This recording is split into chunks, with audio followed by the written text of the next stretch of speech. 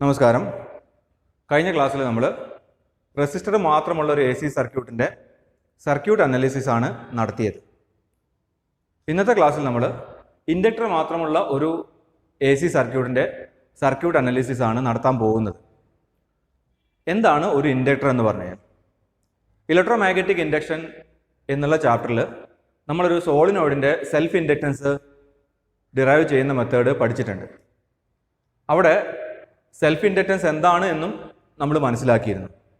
ഒരു കോയിലിനകത്ത് അതിനുള്ളിലൂടെയുള്ള rate of change of current കാരണം EMF ഇൻഡ്യൂസ് ചെയ്യപ്പെടുന്ന പ്രതിഭാസത്തിനെയാണ് സെൽഫ് ഇൻഡക്ഷൻ എന്ന് വിളിക്കുന്നത്. അങ്ങനെ ഒരു കോയിലിന് അതിനകത്ത് തന്നെയുള്ള rate of change of current കാരണം EMF ഇൻഡ്യൂസ് ചെയ്യാനുള്ള കഴിവിൻ്റെ അളവുകോലാണ് സെൽഫ് ഇൻഡക്റ്റൻസ് ക്യാപിറ്റൽ L എന്ന് പറയുന്ന ക്വാണ്ടിറ്റി. സെൽഫ് ഇൻഡക്റ്റൻസ് കൂടുതലാണെങ്കിൽ സെൽഫ് ഇൻഡക്ഷനുള്ള കഴിവ് കൂടുതലാണ് എന്നർത്ഥം. കോയിലുകൾക്കെല്ലാം സെൽഫ് ഇൻഡക്റ്റൻസ് ഉണ്ട്. വലിയ അളവ് സെൽഫ് ഇൻഡക്റ്റൻസ് ഉള്ള കോയിലുകളെ നമ്മൾ ഇൻഡക്ടറുകൾ എന്നാണ് വിളിക്കുക. എല്ലാ കോയിലുകൾക്കും വലിയ അളവ് സെൽഫ് ഇൻഡക്റ്റൻസ് ഉണ്ടായിക്കൊള്ളുന്നില്ല. വലിയ വാല്യൂ ഓഫ് സെൽഫ് ഇൻഡക്റ്റൻസ് ഒരു കോയിലിനുണ്ടെങ്കിൽ അത്തരം ഒരു കോയിലിനെ നമ്മൾ ഇൻഡക്ടർ എന്ന് വിളിക്കും. നമ്മളുടെ ഈ ഡയഗ്രത്തിൽ അങ്ങനത്തെ ഒരു ഇൻഡക്ടറാണ് ഈ കോയിൽ. അതിൻ്റെ സെൽഫ് ഇൻഡക്റ്റൻസ് ക്യാപിറ്റൽ L ആണെന്ന് വിചാരിക്കാം. ഈ സർക്യൂട്ടിൽ AC വോൾട്ടേജ് അപ്ലൈ ചെയ്ത് കഴിഞ്ഞാൽ അതിനകത്ത് കൂടെയുള്ള കറണ്ട് എത്രയാണ്, ആ കറണ്ടും വോൾട്ടേജും തമ്മിലുള്ള ഫേസ് റിലേഷൻഷിപ്പ് എന്താണ്, അവയുടെ ഗ്രാഫിക്കൽ റിപ്രസെൻറ്റേഷൻ എങ്ങനെയാണ് വരയ്ക്കുക, അവയുടെ ഫേസർ ഡയഗ്രാം എങ്ങനെയാണ് വരയ്ക്കുക, ഇത്രയും കാര്യങ്ങളാണ് നമ്മൾ പഠിക്കാൻ പോകുന്നത്. അപ്ലൈ ചെയ്യുന്ന വോൾട്ടേജ് T എന്ന് പറയുന്ന ഇൻസ്റ്റന്റിൽ V = V0 sin ωt ആണ് എന്ന് വിചാരിക്കുക. AC-യുടെ പോളാരിറ്റി ഫിക്സ്ഡ് അല്ല, അത് മാറിക്കൊണ്ടേയിരിക്കും. നമ്മൾ ഈ ഡയഗ്രാം വരയ്ക്കുന്ന ഇൻസ്റ്റന്റിൽ ഈ AC സോഴ്സിന്റെ പോളാരിറ്റി മുകളിൽ പോസിറ്റീവും താഴെ നെഗറ്റീവും വരുന്ന രീതിയിലാണ് എന്ന് വിചാരിക്കുക. അങ്ങനെയാണെങ്കിൽ ഈ ഇൻസ്റ്റന്റിലുള്ള കറണ്ടിന്റെ ഡയറക്ഷൻ ക്ലോക്ക് വൈസ് ആയിരിക്കും. അതിന് കാരണം കറണ്ട് എപ്പോഴും സോഴ്സ് ഓഫ് വോൾട്ടേജിന്റെ പുറത്തു കൂടി ഒഴുകുക പോസിറ്റീവ് പൊട്ടൻഷ്യലിൽ നിന്നും നെഗറ്റീവ് പൊട്ടൻഷ്യലിലേക്കാണ്. അപ്പോൾ അതുകൊണ്ട് ക്ലോക്ക് വൈസ് ഡയറക്ഷനിലാണ് ഈ സർക്യൂട്ടിലൂടെ കറണ്ട് ഉണ്ടാവുക. ഇനി ഈ വോൾട്ടേജ് ടൈമിനനുസരിച്ച് വേരി ചെയ്യുന്ന വോൾട്ടേജ് ആണ്. സൈൻ ഫംഗ്ഷൻ ആണ്. നമുക്ക് സൈൻ ഫംഗ്ഷന്റെ ഷേപ്പൊക്കെ അറിയാം. സമയത്തിനനുസരിച്ച് വേരി ചെയ്യുന്ന വോൾട്ടേജ് കാരണം ഉണ്ടാവുന്ന കറണ്ടും സമയത്തിനനുസരിച്ച് വേരിയേഷൻ കാണിക്കും. വോൾട്ടേജ് ആണ് കറണ്ടിന് കാരണക്കാരൻ. അതുകൊണ്ട് വോൾട്ടേജിൽ വേരിയേഷൻ വന്നു കഴിഞ്ഞാൽ സ്വാഭാവികമായിട്ടും ആ വോൾട്ടേജ് കൊണ്ടുണ്ടാവുന്ന കറണ്ടിലും വേരിയേഷൻ വരും. അതായത് ഈ ഇൻഡക്ടറിലൂടെ വോൾട്ടേജ് കാരണം ഉണ്ടാകാൻ പോകുന്ന കറണ്ട്, ക്ലോക്ക് വൈസ് ഡയറക്ഷനിൽ ഒഴുകുന്ന കറണ്ട് ടൈമിനനുസരിച്ച് വേരി ചെയ്യുന്ന കറണ്ടാണ്. ആ കറണ്ട് dt സെക്കൻഡ് ഒഴുകുമ്പോൾ അതിന്റെ വാല്യൂ di ചേഞ്ച് ചെയ്തു എന്ന് വിചാരിക്കാം. ഇപ്പൊ കറണ്ട് I ആണ്. dt സെക്കൻഡിന് ശേഷം കറണ്ടിന്റെ വാല്യൂ മാറിയിട്ടുണ്ടാവും. കറണ്ടിലുണ്ടായ ചേഞ്ച് dt സെക്കൻഡ് കൊണ്ട് di ആണെങ്കിൽ ഈ കോയിലിനകത്ത് ഒരു EMF ഇൻഡ്യൂസ് ചെയ്യപ്പെടും. That induced EMF is given by epsilon = -L into di/dt. ഒരു കോയിലുമായി ബന്ധപ്പെട്ട് rate of change of current വന്നു കഴിഞ്ഞാൽ അതിനകത്ത് EMF ഇൻഡ്യൂസ് ചെയ്യപ്പെടും. അങ്ങനെ ഇൻഡ്യൂസ് ചെയ്യപ്പെടുന്ന EMF കണ്ടുപിടിക്കാനുള്ള ഇക്വേഷൻ ലെൻസസ് ലോ അപ്ലൈ ചെയ്തപ്പോൾ നമുക്ക് കിട്ടിയതാണിത്. ഇനി ഈ കോയിലിന്റെ രണ്ട് എൻഡുകൾക്കിടയിലാണ് ഇത്രയും പൊട്ടൻഷ്യൽ ഡിഫറൻസ് പുതിയതായിട്ട് ഡെവലപ്പ് ചെയ്തത് എന്ന് നമുക്കറിയാം. അതുകൊണ്ട് നമ്മൾ ഈ കോയിലിന്റെ രണ്ട് എൻഡുകൾക്കിടയിലുള്ള പൊട്ടൻഷ്യൽ ഡിഫറൻസ് എന്നുള്ള അർത്ഥത്തിൽ ഇപ്പുറത്ത് di/dt എന്ന് ഈ EMFന്റെ മാഗ്നിറ്റ്യൂഡ്, സൈൻ ഉൾപ്പെടുത്തിയിട്ടില്ല, മാഗ്നിറ്റ്യൂഡ് മാത്രം എഴുതി വെച്ചിരിക്കുകയാണ്. നമ്മളിനി ഈ ഡയഗ്രത്തിൽ ലെൻസസ് ലോ പ്രകാരമുള്ള ഈ ഇക്വേഷനിൽ വന്ന നെഗറ്റീവ് സൈനിന്റെ അർത്ഥം ഒന്ന് കൊടുക്കാൻ പോവാണ്. ഇൻഡ്യൂസ്ഡ് EMF എപ്പോഴും അതിന് കാരണക്കാരൻ എന്താണോ അതിനെ എതിർത്തുകൊണ്ടേയിരിക്കും. ഈ കേസിൽ ഇൻഡ്യൂസ്ഡ് EMF ഉണ്ടായത് ക്ലോക്ക് വൈസ് ഡയറക്ഷനിലുള്ള ഇൻക്രീസ് ഇൻ കറണ്ട് കാരണമാണ്. വോൾട്ടേജ് സമയത്തിനനുസരിച്ച് കൂടുമ്പോൾ കറണ്ടും കൂടാൻ സാധ്യതയുണ്ട്. അങ്ങനെയാണെങ്കിൽ കറണ്ടിന്റെ ഇൻക്രീസ് കാരണമാണ് ഈ EMF ഉണ്ടായത്. അപ്പോൾ ആ EMF ലെൻസസ് ലോ അനുസരിച്ച് അതിനെ കാരണക്കാരൻ എന്താണോ അതിനെ എതിർക്കണം. കാരണക്കാരൻ ക്ലോക്ക് വൈസ് ഡയറക്ഷനിലുള്ള കറണ്ടിന്റെ ഗ്രോത്ത് ആണ്, അതിനെ എതിർക്കണം. എന്ന് വെച്ചാൽ ആന്റി ക്ലോക്ക് വൈസ് ഡയറക്ഷനിൽ വേണം ഈ ഇൻഡ്യൂസ്ഡ് EMF കറണ്ടിനെ പറഞ്ഞയക്കാനുള്ള ശ്രമം നടത്തേണ്ടത്. ആന്റി ക്ലോക്ക് വൈസ് ഡയറക്ഷനിൽ ഈ potential difference L into di/dt എന്ന് പറയുന്ന കോയിലിന്റെ അപ്പർ എൻഡിനും ലോവർ എൻഡിനും ഇടയിൽ പുതുതായിട്ട് ഡെവലപ്പ് ചെയ്ത induced EMF anticlockwise ഡയറക്ഷനിൽ കറണ്ടിനെ പറഞ്ഞയക്കാൻ ശ്രമിക്കണമെങ്കിൽ ആ പൊട്ടൻഷ്യൽ ഡിഫറൻസിന്റെ മുകളിലത്തെ എൻഡ് പോസിറ്റീവും താഴത്തെ എൻഡ് നെഗറ്റീവും വരണം. എന്നാൽ മാത്രമേ ഈ EMF കാരണമുള്ള എന്നുവെച്ചാൽ ഈ കോയിലിന്റെ സ്ഥാനത്ത് നിങ്ങൾക്ക് ഒരു സോഴ്സ് ഓഫ് EMF ഇമാജിൻ ചെയ്യാം. ആ EMFന്റെ വാല്യൂ ആണ് L/dI/dt. അത് ക്ലോക്ക് വൈസ് ഡയറക്ഷനിലുള്ള ഗ്രോത്ത് ഓഫ് കറണ്ടിനെ എതിർക്കണം. എന്ന് വെച്ചാൽ ഓപ്പോസിറ്റ് ഡയറക്ഷനിൽ കറണ്ടിനെ പറഞ്ഞയക്കണം. അങ്ങനെ ഓപ്പോസിറ്റ് ഡയറക്ഷനിൽ കറണ്ടിനെ പറഞ്ഞയക്കാനുള്ള ശ്രമം അയാൾ നടത്തണമെങ്കിൽ ഈ ഭാഗം പോസിറ്റീവും ഈ ഭാഗം നെഗറ്റീവും വരണം. കാരണം നമുക്കറിയാം കറണ്ട് എപ്പോഴും ഒരു EMF കാരണമുള്ള കറണ്ട് എപ്പോഴും അതിന്റെ പോസിറ്റീവ് പൊട്ടൻഷ്യലിൽ നിന്നും നെഗറ്റീവ് പൊട്ടൻഷ്യലിലേക്കാണ് ഉണ്ടാവുക. അപ്പം ഈ ഇൻഡ്യൂസ്ഡ് EMFന്റെ പോളാരിറ്റി നമ്മളിപ്പം ഈ പ്ലസ് മൈനസ് വരച്ചതിലൂടെ അടയാളപ്പെടുത്തി കഴിഞ്ഞു. ഓക്കെ, ഇങ്ങനെ പോളാരിറ്റി കൊടുത്തപ്പോഴാണ് നമ്മൾ ഈ സർക്യൂട്ടിൽ ലെൻസസിലൂടെ നെഗറ്റീവ് സൈനിന്റെ മീനിങ് അപ്ലൈ ചെയ്തത്. ഇൻഡ്യൂസ്ഡ് EMF അപ്ലൈഡ് EMF കാരണമുള്ള ഇഫക്റ്റിനെ എതിർക്കുന്നു എന്നുള്ള മീനിങ് അപ്ലൈ ചെയ്തത്. ഓക്കെ, നമ്മളിനി ഈ സർക്യൂട്ടിന്റെ സർക്യൂട്ട് ഇക്വേഷൻ എഴുതാം. എന്താണ് സർക്യൂട്ട് ഇക്വേഷൻ എന്ന് പറഞ്ഞാൽ ഉദ്ദേശിക്കുന്നത്? ഒരു ക്ലോസ്ഡ് സർക്യൂട്ടിലെ സർക്യൂട്ട് ഇക്വേഷൻ എന്ന് പറഞ്ഞു കഴിഞ്ഞാൽ ആ സർക്യൂട്ടിൽ കിർച്ചോഫ് സെക്കൻഡ് റൂൾ അപ്ലൈ ചെയ്താൽ കിട്ടുന്ന ഇക്വേഷനാണ്. കിർച്ചോഫ് സെക്കൻഡ് റൂൾ നമുക്കറിയാം. ചുരുക്കത്തിൽ അത് ഇങ്ങനെയാണ് എഴുതുക: sigma IR is equal to sigma E എന്നാണ് എഴുതുന്നത്. അതായത് ഒരു സർക്യൂട്ടിലുള്ള കറണ്ടുകളുടെയും റെസിസ്റ്റൻസുകളുടെയും പ്രൊഡക്റ്റുകൾ എടുക്കുക, എന്നിട്ട് അവയുടെ സം എടുത്തു കഴിഞ്ഞാൽ ആ സർക്യൂട്ടിലുള്ള മൊത്തം EMFകളുടെ സമ്മിന് ഈക്വൽ ആയിരിക്കും. കിർച്ചോഫ് സെക്കൻഡ് റൂൾ അപ്ലൈ ചെയ്യാൻ നമ്മളൊരു പാത ആദ്യം സെലക്ട് ചെയ്യണം. ക്ലോക്ക് വൈസ് പാതയോ ആന്റി ക്ലോക്ക് വൈസ് പാതയോ സെലക്ട് ചെയ്യണം. നമ്മൾ ഈ കേസിൽ ക്ലോക്ക് വൈസ് പാതയാണ് സെലക്ട് ചെയ്യുന്നതെന്ന് വിചാരിക്കാം. ഇവിടുന്ന് സ്റ്റാർട്ട് ചെയ്ത് ഇങ്ങനെ പോകുന്നൊരു പാതയാണ് നമ്മൾ സെലക്ട് ചെയ്തതെന്ന് വിചാരിക്കാം. അങ്ങനെ പോകുന്ന പാതയിൽ കറണ്ടുകൾ ഉണ്ടെങ്കിൽ ആ കറണ്ടുകൾ ഏതൊക്കെ റെസിസ്റ്ററിലൂടെയാണോ പോകുന്നത് ആ റെസിസ്റ്ററുകളുടെ റെസിസ്റ്റൻസും തമ്മിലുള്ള പ്രൊഡക്റ്റ് എടുക്കുക, എന്നിട്ട് അവയുടെ എല്ലാം കൂടെ സം എടുക്കുക.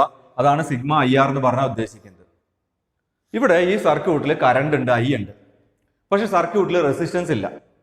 കോയില് മെറ്റൽ കൊണ്ട് ഉണ്ടാക്കിയതാണ്. അപ്പൊ അതിന് റെസിസ്റ്റൻസ് ഇല്ലേ എന്നുള്ളൊരു സംശയം സ്വാഭാവികമായിട്ടും ഉണ്ടായേക്കാം. നമ്മൾ എടുക്കുന്ന കോയിൽ ഐഡിയൽ കോയിലാണ്. എന്ന് വെച്ചാൽ മെറ്റൽ കൊണ്ട് ഉണ്ടാക്കിയതാണെങ്കിലും ഈ കോയിലിന് സെൽഫ് ഇൻഡക്റ്റൻസ് മാത്രമേ ഉള്ളൂ, ക്യാപിറ്റൽ L വാല്യൂ മാത്രമേ ഉള്ളൂ, റെസിസ്റ്റൻസ് വാല്യൂവോ കപ്പാസിറ്റൻസോ ഇല്ല എന്നർത്ഥം. അത്തരം ഒരു ഇൻഡക്ടറിനെയാണ് ഐഡിയൽ ഇൻഡക്ടർ എന്ന് വിളിക്കുന്നത്. സർക്യൂട്ടിൽ ഉപയോഗിച്ചിരിക്കുന്ന കോമ്പണന്റ് ഐഡിയൽ ഇൻഡക്ടർ ആയതുകൊണ്ട് ഈ കോമ്പണന്റിന് റെസിസ്റ്റൻസും ഇല്ല, കപ്പാസിറ്റൻസും ഇല്ല. അതുകൊണ്ട് റെസിസ്റ്റൻസ് ഇല്ലാത്തത് കൊണ്ട് സിഗ്മ IRന്റെ വാല്യൂ ഈ സർക്യൂട്ടിൽ 0ആണ്. സോ നമ്മളത് അതിന്റെ LHS ഇങ്ങനെ എഴുതാണ്: 0 ഇസ് ഈക്വൽ ടു സിഗ്മ IRന് പകരമാണ് 0 എന്ന് എഴുതിയത്. ഇനി sigma E, sum of EMF in this closed circuit. അതിനുവേണ്ടി നമ്മൾ സെലക്ട് ചെയ്ത പാതയിലൂടെ വീണ്ടും ഒരിക്കൽ കൂടി പോവുക. അങ്ങനെ പോകുമ്പോൾ കണ്ടുമുട്ടുന്ന EMFകളെല്ലാം സമ്മായിട്ട് ഈ സമ്മേഷനിൽ ഉൾപ്പെടുത്തുക. അങ്ങനെ ഉൾപ്പെടുത്തുമ്പോൾ നമ്മൾ പോകുന്ന വഴിയിൽ ആദ്യം കണ്ടുമുട്ടുന്ന EMFന്റെ നെഗറ്റീവ് സൈനിനെ ആണെങ്കിൽ ആ EMFനെ പോസിറ്റീവ് എടുക്കണം എന്നാണ് സൈൻ കൺവെൻഷൻ. അതുകൊണ്ട് ആദ്യം നമ്മൾ കണ്ടുമുട്ടുന്നത് V equal to V0 sine omega ടിയുടെ നെഗറ്റീവ് ടെർമിനൽ ആയതുകൊണ്ട് V നമ്മൾ പോസിറ്റീവ് ആയിട്ട് എഴുതുന്നു. സോ 0 ഈക്വൽ ടു സിഗ്മ ഇയിലെ ആദ്യത്തെ പൊട്ടൻഷ്യൽ ഡിഫറൻസ് V ആണ്. വീണ്ടും നമ്മൾ പ്രൊസീഡ് ചെയ്യുമ്പോൾ ഇവിടെയൊന്നും സോഴ്സസ് ഓഫ് EMF ഇല്ല. പക്ഷെ ഇവിടുന്ന് ഇങ്ങോട്ട് പോകുമ്പോൾ സോഴ്സ് ഓഫ് EMF ഉണ്ട്. ആ EMFന്റെ വാല്യൂ L/dI/dt ആണ്. അതിന്റെ പോസിറ്റീവ് പൊട്ടൻഷ്യലാണ് ആദ്യം കണ്ടുമുട്ടുന്നത്. അതുകൊണ്ട് അതിനെ നെഗറ്റീവ് എടുക്കണം. And therefore 0 is equal to V minus L into dI/dt. ഈ ഇക്വേഷനെയാണ് നമ്മളിപ്പോൾ വരച്ചിരിക്കുന്ന ഇൻഡക്ടർ മാത്രമുള്ള ഈ സർക്യൂട്ടിന്റെ സർക്യൂട്ട് ഇക്വേഷൻ എന്ന് വിളിക്കുന്നത്. ഓക്കെ, ഇനി L/dI/dt ഇപ്പുറത്തേക്ക് എടുക്കുക. So L/dI/dt is equal to V വരും. Or DI is equal to V by L dt. V by L dt.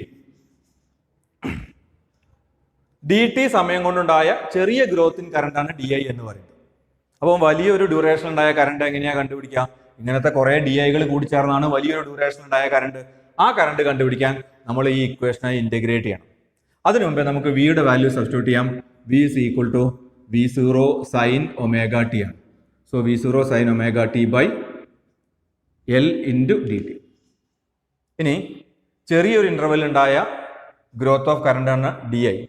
അപ്പം വലിയൊരു ഡ്യൂറേഷനിൽ ഉണ്ടായ ചേഞ്ച് ഇൻ കറണ്ട് എങ്ങനെയാ കണ്ടുപിടിക്കുക? ആ കറണ്ട് എന്ന് പറയുന്നത് ഇങ്ങനത്തെ കുറെ DIകളുടെ സമ്മാണ്. ആ ഡി എകളുടെ സമ്മ് കണ്ടുപിടിക്കാൻ ഈ ഇക്വേഷന്റെ LHSഉം RHSഉം ഇന്റഗ്രേറ്റ് ചെയ്താൽ LHS ഇന്റഗ്രേറ്റ് ചെയ്താൽ ക്യാപിറ്റൽ I കറണ്ട് കിട്ടും. Current I is equal to RHS integrate ചെയ്യാം. Integral V0/L sine omega t d t. Integral V0/L sine omega t d t. V0യും എല്ലാം കോൺസ്റ്റന്റുകളാണ്. So this is equal to V0/L integral sine omega t d t. Integral of sine a x ഇത് നിങ്ങൾ മാത്സിൽ പഠിച്ചിട്ടുണ്ടാവും. Integral sine a x is equal to 1/a into minus cos a x plus c, where c is a constant of integration. That is, integral sin ax is equal to minus 1/a cos ax plus c. ഈ സിയുടെ value ആണ് constant of integration എന്നറിയപ്പെടുന്നത്. നമ്മളുടെ കേസിൽ ഈ എയുടെ സ്ഥാനത്ത് ഒമേഗയാണ്, എക്സിന്റെ സ്ഥാനത്ത് ടി ആണ്. അതുകൊണ്ട് ഇതിന്റെ ഉത്തരം this is equal to minus V0 e minus എന്ന് പറഞ്ഞാൽ ഇവിടെ കിട്ടിയിരിക്കുന്ന മൈനസ് ആണ്. V0 ഇതിനകത്തുള്ളതാണ്, എല്ലും അതിനകത്തുള്ളതാണ്. So minus V0/L. ഇനി ഇവിടെ 1/a ഉണ്ട്. ഈ 1/a ഇവിടെ വന്നിട്ടുണ്ട്. എയുടെ സ്ഥാനത്ത് ഇവിടെ ഒമേഗയാണ്. So minus V0/ωL into cos omega t plus c, where c is the constant of integration in this particular case. That is, current through this inductor at any instant t is given by I equal to minus V0/ωL cos omega t plus c. നമ്മൾ ഇനി സിയുടെ value കണ്ടുപിടിക്കണം. സിയുടെ value കണ്ടുപിടിക്കുന്നതിന് മുമ്പായിട്ട് എന്താണ് constant of ഇന്റഗ്രേഷന്റെ അർത്ഥം എന്ന് നമുക്കൊന്ന് പരിശോധിച്ച് നോക്കാം. അതിനു വേണ്ടിയിട്ട് ഇങ്ങനെ ഒരു ഇക്വേഷൻ എടുക്കാം. dy is equal to m into dx എന്നുള്ളൊരു ഇക്വേഷൻ എടുക്കാം. ഇന്റഗ്രേറ്റ് ചെയ്യുക.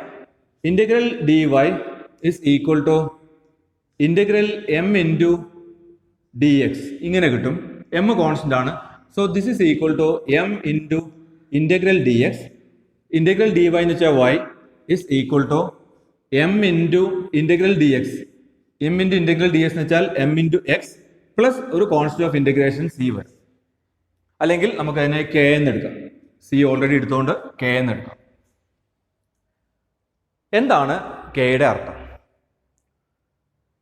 ഇത് ഒരു സ്ട്രെയിറ്റ് ലൈൻ്റെ ഇക്വേഷൻ ആണ്.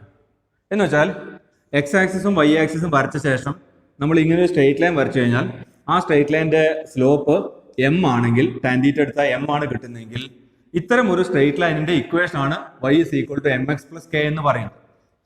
അതിൽ കെയുടെ സിഗ്നിഫിക്കൻസ് എന്താണ് എന്ന് മനസ്സിലാക്കാൻ പോവുകയാണ്. ഈ കേസിൽ എക്സും വൈയും വേരിയബിൾസ് ആണ്. വേരിയബിൾ എന്ന് പറഞ്ഞാൽ എന്താ? മാറ്റം വരുന്ന ക്വാണ്ടിറ്റികളെയാണ് വേരിയബിൾസ് എന്ന് വിളിക്കുന്നത്. ഇതിൽ വൈയും വേരിയബിൾ ആണ്, എക്സും വേരിയബിൾ ആണ്. പക്ഷേ വൈയുടെ വാല്യൂ തീരുമാനിക്കുന്നത് എക്സ് ആണ്. എക്സ് മാറുമ്പോൾ അതിനനുസരിച്ചാണ് ഈ ഇക്വേഷൻ പ്രകാരം വൈയുടെ വാല്യൂവിന് മാറ്റം ഉണ്ടാവുന്നത്. അതുകൊണ്ട് എക്സിനെ ഇൻഡിപെൻഡന്റ് വേരിയബിൾ എന്നും സ്വന്തം നിലയ്ക്ക് ആരെയും കാത്തു നിൽക്കാതെ തന്നെ ഇഷ്ടപ്രകാരം മാറാൻ പറ്റുന്ന ആള് എന്നുള്ള നിലയ്ക്ക് ഇൻഡിപെൻഡന്റ് വേരിയബിൾ എന്ന എക്സിനെയും വൈയെ ഡിപെൻഡന്റ് വേരിയബിൾ എന്നും നമ്മൾ വിളിക്കും. എക്സിന്റെ വാല്യൂ 0 ആണ് എന്ന് വിചാരിക്കാം. ഈ ഇക്വേഷനിൽ എക്സിന്റെ വാല്യൂ 0 ആണ് എന്ന് വിചാരിക്കാം. എക്സിന്റെ വാല്യൂ 0 ആണെങ്കിൽ നമുക്ക് K is equal to Y എന്ന് കിട്ടും. Y is equal to K എന്ന് കിട്ടും. അതായത് കെയുടെ വാല്യൂ കണ്ടുപിടിക്കാൻ നിങ്ങൾ എക്സിന്റെ വാല്യൂ 0 കൊടുത്താൽ മതി. ഈ ഇക്വേഷൻ നോക്കൂ നിങ്ങൾ. ഈ ഇക്വേഷനിൽ വൈയുടെ വാല്യൂ ഒരു കോൺസ്റ്റന്റ് ആയ കെ ആണ്. അതായത് വൈ എക്സിന് ഡിപ്പെൻഡ് ചെയ്യുന്നില്ല. വൈയുടെ കെ എന്ന് പറയുന്ന വാല്യൂ എക്സിന് ഡിപ്പെൻഡ് ചെയ്യാത്ത വാല്യൂ ആണ്. അതായത് കോൺസ്റ്റന്റ് ഓഫ് ഇന്റഗ്രേഷൻ എന്ന് പറയുന്നത് അത് ഡിപ്പെൻഡന്റ് വേരിയബിളിന്റെ വാല്യൂ ആണ്, വൈയുടെ വാല്യൂ ആണ്, which is independent of x. എക്സിനെ ഡിപ്പെൻഡ് ചെയ്യാത്ത വൈയുടെ വാല്യൂ ആണ്. വൈ എക്സിനെ ഡിപ്പെൻഡ് ചെയ്യുന്ന ഒരാളാണെങ്കിൽ പോലും എക്സിനെ ഡിപ്പെൻഡ് ചെയ്യാത്ത ഒരു വാല്യൂ കൂടി വൈനുണ്ട്. ആ വൈ വാല്യൂവിനെയാണ് നമ്മൾ കോൺസ്റ്റന്റ് ഓഫ് ഇന്റഗ്രേഷന്റെ സ്ഥാനത്ത് കൊടുക്കുന്നത്. ഈ ഡയഗ്രത്തിൽ നോക്കിക്കഴിഞ്ഞാൽ എക്സിന്റെ ഇതാണ് എക്സ് ആക്സിസ്. എക്സിന്റെ വാല്യൂ 0 എവിടെയാണ്? വൈ വാല്യൂ വൈ ആക്സിസിലാണ്. അപ്പൊ എക്സിന്റെ വാല്യൂ 0 ആകുമ്പോഴുള്ള ഈ വൈ വാല്യൂവിനെയാണ് നമ്മൾ കെ എന്ന് വിളിക്കുന്നത്, which is independent of X. അപ്പൊ കോൺസ്റ്റന്റ് ഓഫ് ഇന്റഗ്രേഷൻ എന്ന് പറയുന്നത് ഡിപ്പെൻഡന്റ് വേരിയബിളിനെ ഡിപ്പെൻഡ് ചെയ്യാത്ത ഇൻഡിപെൻഡന്റ് വേരിയബിളിന്റെ വാല്യൂ ആണ്. വൈയുടെ ആ വാല്യൂവിനെയാണ് കെ എന്ന് വിളിക്കുന്നത്, which is independent of x. എക്സിനനുസരിച്ച് മാറാത്ത വൈയുടെ വാല്യൂവിനെയാണ് കോൺസ്റ്റന്റ് ഓഫ് ഇന്റഗ്രേഷൻ എന്ന് നമ്മൾ വിളിക്കുന്നത്. ഈ അറിവ് നമ്മൾ ഇപ്പോൾ നടത്തിയ ഇന്റഗ്രേഷനിലെ സി വാല്യൂ കണ്ടുപിടിക്കാൻ വേണ്ടി ഉപയോഗപ്പെടുത്താൻ പോവുകയാണ്. കറണ്ടിന്റെ equation I is equal to -V0/ωL into cos ωt plus C എന്നാണ് നമുക്ക് കിട്ടിയിരിക്കുന്നത്. എന്താ സിയുടെ വാല്യൂ? ടൈമിനനുസരിച്ച് മാറാത്ത കറണ്ടിന്റെ വാല്യൂ ആണ് സി എന്ന് പറയുന്നത്. എക്സിനനുസരിച്ച് മാറാത്ത വൈയുടെ വാല്യൂ ആണ് കെ എന്ന് പറയുന്നത്. എന്ന പോലെ ടൈമിനനുസരിച്ച് മാറാത്ത, ഇവിടെ എക്സിന്റെ സ്ഥാനത്ത് ടൈമാണ്, വൈയുടെ സ്ഥാനത്ത് കറണ്ടാണ്. ടൈമിനനുസരിച്ച് മാറാത്ത കറണ്ടിന്റെ വാല്യൂ ആണ് സി എന്ന് പറയുന്നത്. ടൈമിനനുസരിച്ച് മാറാത്ത ഒരു വാല്യൂ കറണ്ടിന് ഉണ്ടാകുമോ എന്ന് ആലോചിച്ച് നോക്കുക.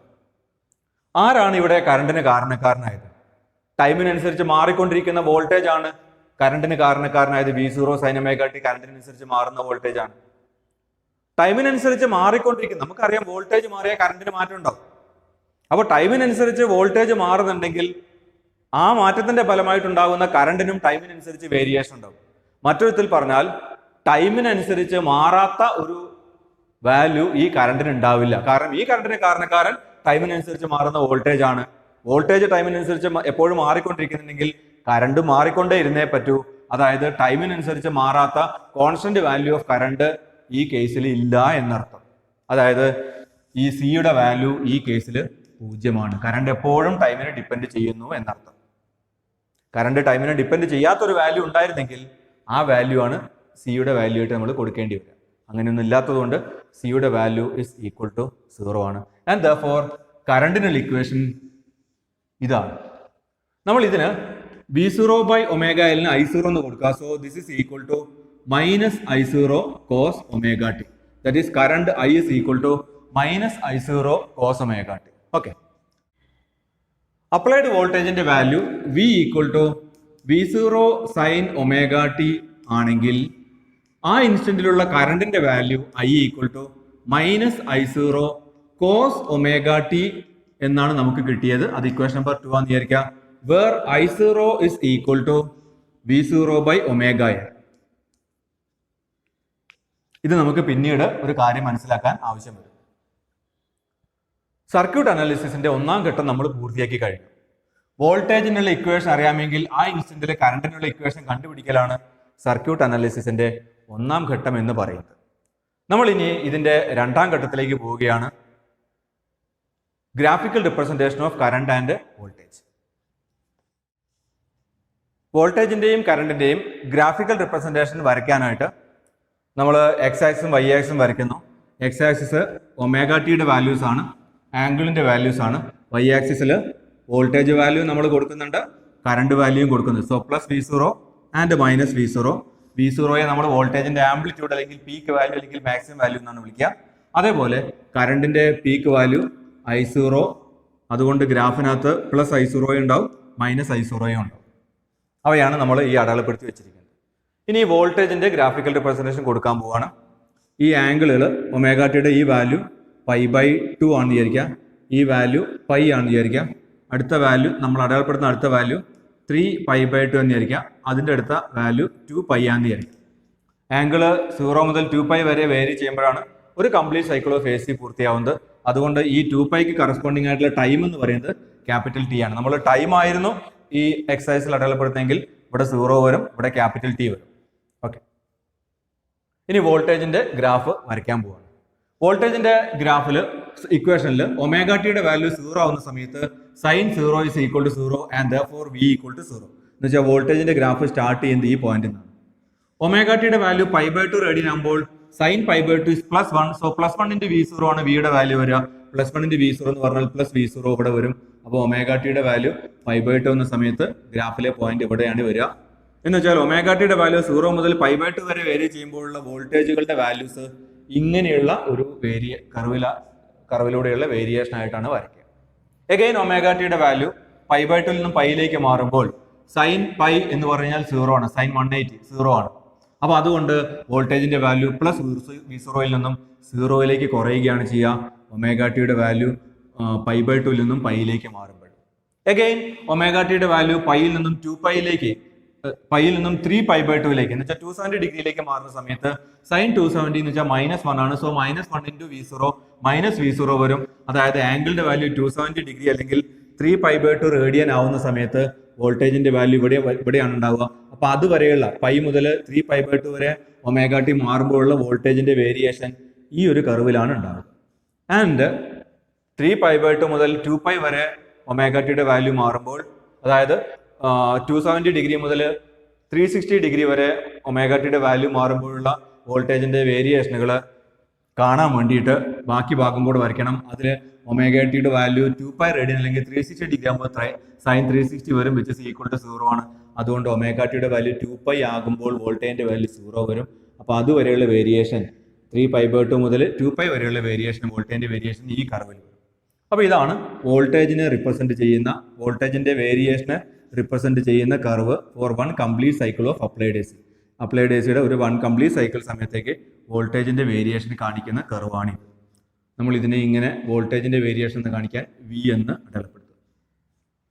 എഗെയിൻ കറണ്ടിന്റെ വേരിയേഷനെ കാണിക്കുന്ന കർവാണ് ഇനി വരയ്ക്കേണ്ടത്. തുടക്കത്തിൽ നമുക്ക് കറണ്ട് കണ്ടുപിടിക്കാനുള്ള equation I = -I0 cos ω t ആണ്.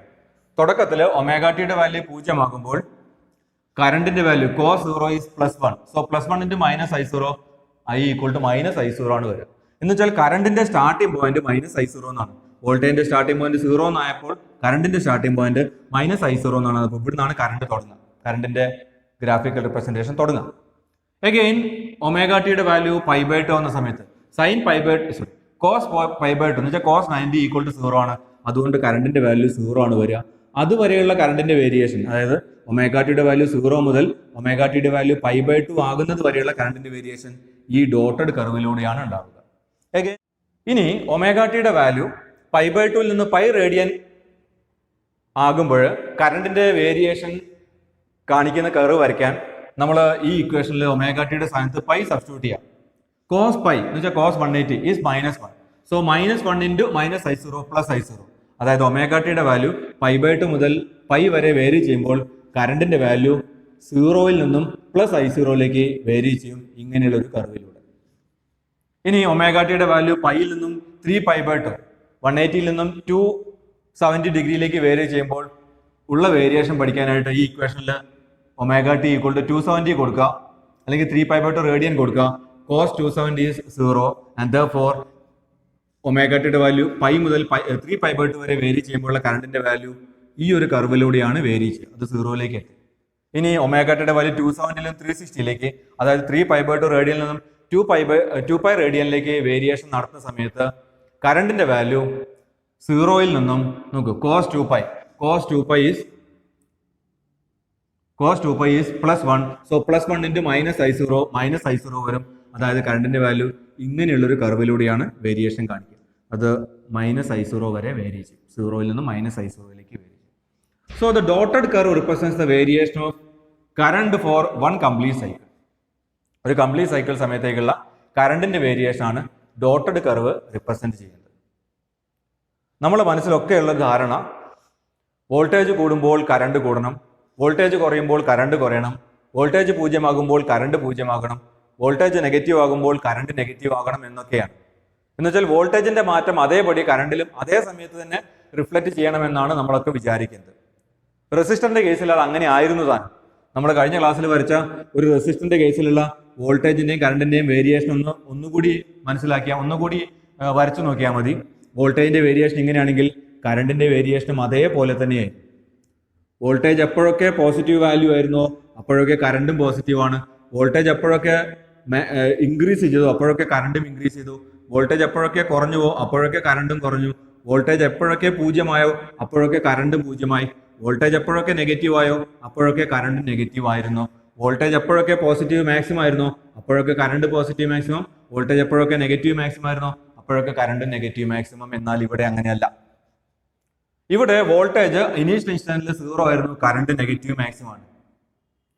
വോൾട്ടേജ് പോസിറ്റീവ് ആകുന്ന സമയത്ത് കറണ്ട് നെഗറ്റീവ് ആണ്. വോൾട്ടേജ് 0 ആകുമ്പോൾ കറണ്ട് 0 അല്ല. കറണ്ട് 0 ആയപ്പോൾ വോൾട്ടേജും 0 അല്ല. അതായത് റെസിസ്റ്ററിന്റെ കേസിൽ നമ്മൾ AC അപ്ലൈ ചെയ്തപ്പോൾ വോൾട്ടേജിനോടൊപ്പം കൂടുകയും കുറയുകയും ദിശ മാറുകയും ഒക്കെ ചെയ്തിരുന്ന കറണ്ട് ഇവിടെ മാറി നടക്കുകയാണ്. വോൾട്ടേജിനോടൊപ്പമല്ല ഈ കേസിൽ കറണ്ട് കൂടുകയും കുറയുകയും ഒക്കെ ചെയ്യുന്നത്. അത് കൂടുകയും കുറയുകയും ഒക്കെ ചെയ്യുന്നുണ്ടെന്നുള്ള കാര്യം ശരിയാണ്, പക്ഷേ വോൾട്ടേജിനോടൊപ്പമല്ല, കുറച്ചൊന്ന് മാറിയിട്ടാണ്. എത്ര മാറിയിട്ടാണ് എന്നുള്ള കാര്യമാണ് നമ്മൾ ഇനി ഡിസ്കസ് ചെയ്യുന്നത് നമ്മളുടെ സർക്യൂട്ട് അനാലിസിസിൻ്റെ അടുത്ത ഘട്ടത്തിൽ. ഇപ്പം നമ്മൾ രണ്ടാമത്തെ ഘട്ടമാണ് പൂർത്തിയാക്കിയത്. ഈ രണ്ട് ക്വാണ്ടിറ്റികളുടെയും വോൾട്ടേജിൻ്റെയും കറണ്ടിൻ്റെയും ഗ്രാഫിക്കൽ റിപ്രസെൻറ്റേഷൻ ഇപ്പോൾ വരച്ചു കഴിഞ്ഞു. ഓക്കെ, ഒരു സർക്യൂട്ട് അനാലിസിസിൻ്റെ മൂന്നാം ഘട്ടം കറണ്ടും വോൾട്ടേജും തമ്മിലുള്ള ഫേസ് റിലേഷൻഷിപ്പ് കണ്ടുപിടിക്കുക എന്നുള്ളതാണ്. അതിന് രണ്ട് വ്യത്യസ്ത ട്രിഗണോമെട്രി ഫംഗ്ഷനിലായാലോ രണ്ട് വ്യത്യസ്ത സൈനുകൾ ഉണ്ടായാലോ എളുപ്പമല്ല എന്ന് നമുക്കറിയാം. അതുകൊണ്ട് എളുപ്പത്തിൽ ഈ രണ്ട് ക്വാണ്ടിറ്റികൾ തമ്മിലുള്ള ഫേസ് റിലേഷൻഷിപ്പ്, അവയുടെ ആംഗിളുകൾ തമ്മിലുള്ള റിലേഷൻഷിപ്പ് കണ്ടുപിടിക്കാൻ ആദ്യം രണ്ടുപേരെയും ഒരേ ട്രിഗണോമെട്രി ഫംഗ്ഷനിലേക്ക് മാറ്റണം. അങ്ങനെ മാറ്റുമ്പോൾ രണ്ടുപേർക്കും ഒരേ സൈൻ തന്നെയാണ്, ചിഹ്നം തന്നെയാണ് വരുന്നത് എന്ന് നമ്മൾ ഉറപ്പ് വരുത്തുകയുമാണ്. ഇവിടെ നമുക്ക് വോൾട്ടേജിനുള്ള equation V = V0 sin ωt എന്നാണ് കിട്ടിയത്. അതേ ഇൻസ്റ്റന്റിലുള്ള കറണ്ടിനുള്ള equation I = -I0 cos ωt ആണ്. ഈ -I0 cos ωt നമുക്ക് ഇങ്ങനെ എഴുതാം. I0, ഈ I0 ആണ് ഇപ്പോൾ എഴുതിയത്, മൈനസ് cos ωt പകരം sin ωt -π/2 എന്ന് എഴുതാം. സൈൻ A-Bയുടെ എക്സ്പാൻഷൻ നിങ്ങൾക്ക് അറിയാം. എയുടെ സ്ഥാനത്ത് ωt ആണ്, ബിയുടെ സ്ഥാനത്ത് π/2 ആണ്. അതിനെ നമ്മൾ എക്സ്പാൻഡ് ചെയ്ത് കഴിഞ്ഞാൽ ബാക്കി ഉണ്ടാവുക sin ωt -π/2 എക്സ്പാൻഡ് ചെയ്ത് കഴിഞ്ഞാൽ ബാക്കി ഉണ്ടാവുക -cos ωt ആണ്. അതാണ് ഇവിടെ ഉപയോഗപ്പെടുത്തിയിരിക്കുന്നത്. ഇനി ഈ രണ്ട് ഇക്വേഷനും ഇപ്പൊ നമ്മൾ എഴുതിയ രണ്ട് ഇക്വേഷനുകൾ നോക്കുക. ഒന്ന് V = V0 sin ωt, രണ്ടാമത്തെ I = I0 sin ωt -π/2. രണ്ടും ഒരേ ട്രിഗണോമെട്രി ഫംഗ്ഷൻ ആണ്, സൈൻ ഫംഗ്ഷൻ ആണ്. രണ്ടിന്റെയും സൈൻ പോസിറ്റീവ് ആണ്. അങ്ങനെയാണെങ്കിൽ നമുക്ക് ഫേസുകൾ തമ്മിൽ എളുപ്പത്തിൽ കമ്പാരിസൺ നടത്താൻ പറ്റും. വോൾട്ടേജിന്റെ ഫേസ് ωt ആകുന്ന T എന്ന് പറയുന്ന ഇൻസ്റ്റന്റിൽ കറണ്ടിന്റെ ഫേസ് ωt -π/2 ആണ്. എന്ന് വെച്ചാൽ കറണ്ടിന്റെ ഫേസ് കുറവാണ്. എത്ര കുറവാണ്? π/2 റേഡിയൻ അല്ലെങ്കിൽ 90 ഡിഗ്രി കുറവാണ്. അതുകൊണ്ട് ഒരു ഇൻഡക്ടർ മാത്രമുള്ള AC സർക്യൂട്ടിൽ കറണ്ട് വോൾട്ടേജിന്റെ പിന്നിലാണ് എന്ന് നമ്മൾ പറയും. കറണ്ട് ലാഗ് ചെയ്യാന്ന് വെച്ചാൽ പിന്നിലായി പോവുക.